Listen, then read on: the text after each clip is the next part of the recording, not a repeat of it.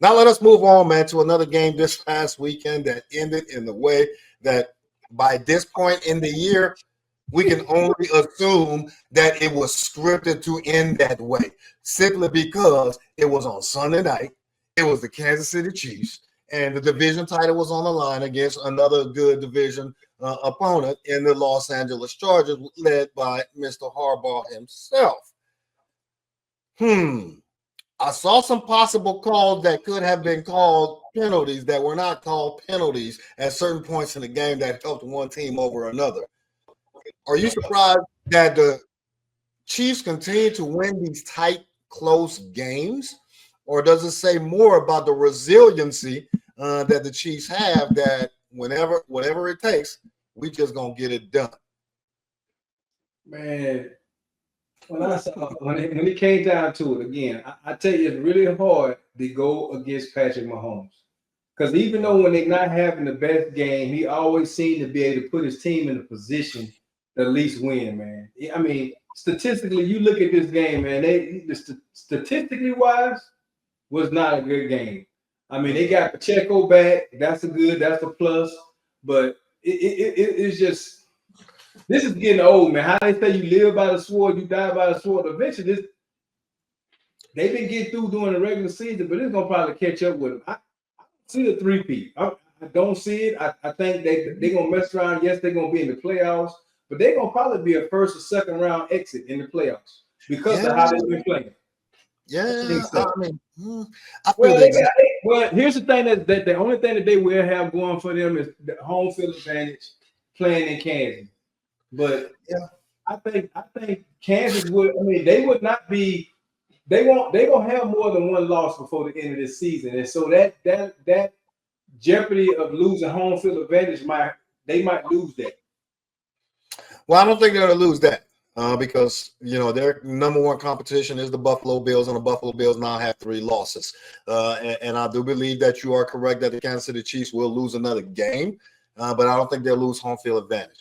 And I don't know if you watch ESPN First Take, but, there's Dan Orlovsky that be on there sometimes, right? A retired quarterback used to play with a garbage quarterback. That he always got. He has so much stuff to say, but he's one of the most garbage quarterbacks that ever played the game. So I got it. But the only reason I bring him up is that he said something yesterday that I agreed with. Out of many of the things that he says, he said Kansas City showed us this past weekend why they cannot win a Super Bowl and why they can win the Super Bowl, because they just win, baby. I don't care how we do it. We can gain 20 yards, but you look up at the end of the daggone game and you look at the scoreboard, we got one more point than you more often than not. And then, of course, we have the best quarterback on the planet who may not be having the best year, but he is that guy. And Andy Reid is that coach. And even though Travis Kelce has taken a step back, he is still Travis Kelce. And you have a dual-headed monster in Pacheco and Kareem Hunt. You have D-Hop.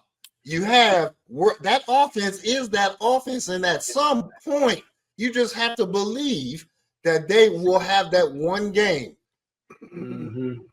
or that 2 or 3 game stretch where they just blow the top off of everybody and are averaging 35 to 40 points a game.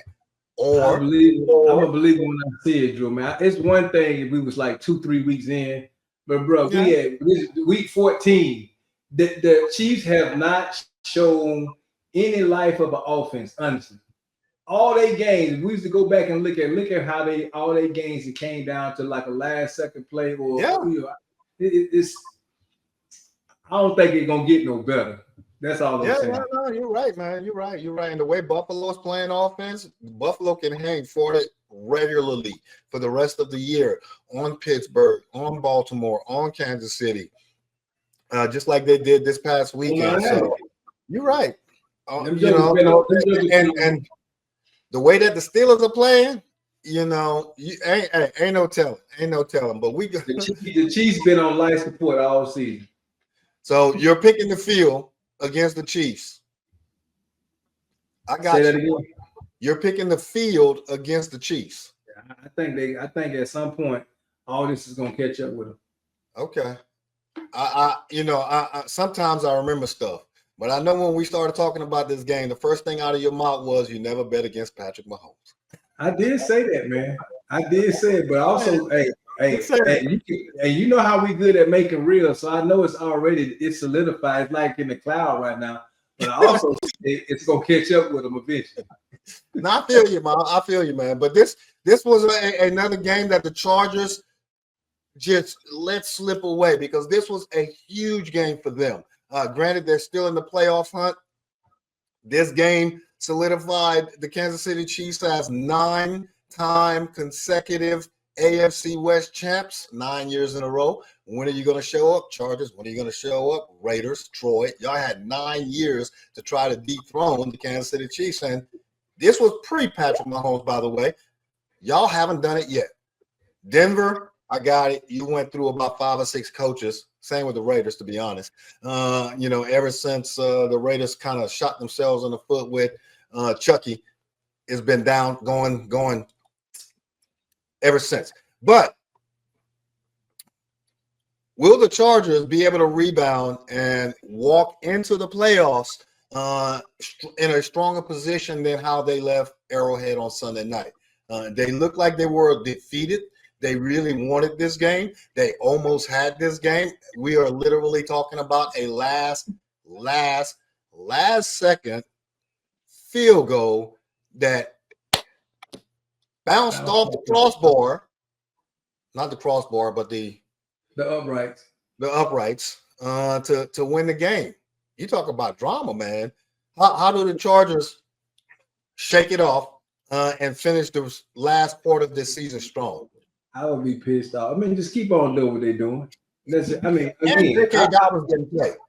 I wouldn't have been able to sleep last. I mean, I still be thinking about because most of the time when the kickers kick the ball into the uprights, man, normally what happens is that joker bounce forward. But lo and behold, for the Chiefs, I think that football might have had a magnet or something that pulled it in between or whatever, man. But it's crazy, man. But what the Chargers got to do is keep on playing Chargers football. The defense, I mean, with Bosa over there and daggone Khalil Mack, man, just keep on playing defense, doing the running and stuff. They'll be there, and I think they'll be okay in the playoffs. Yeah. And one thing that Jim Harbaugh does is that he learns his lessons from those L's that he takes. He knows that he may possibly see this very same team again in the playoffs, right? And what this game proves to them is that not only can we play with them, but we can beat them. We made some mental mistakes, some actual mistakes, and our best running back wasn't even playing. And by the time that we see each other again, if we see each other again, we have the confidence to not only show up to Arrowhead, because most likely we will definitely have to come back to Arrowhead, but we have the confidence to not allow the moment to be too big for us. Jim Harbaugh is a champion. He took a NFL team to not only one Super Bowl, but a couple of them, if I'm not mistaken. So he knows what it takes. He has the formula. He has the team. The Chargers will be okay. The Chiefs, if you're a betting person, put $2 on them to win and $2 on them to lose to make sure that you don't get beat, because ain't no telling, man. You can't bet against Patrick Mahomes, but as Griff said, that luck will eventually run out if it is luck, or it could be we're just that good.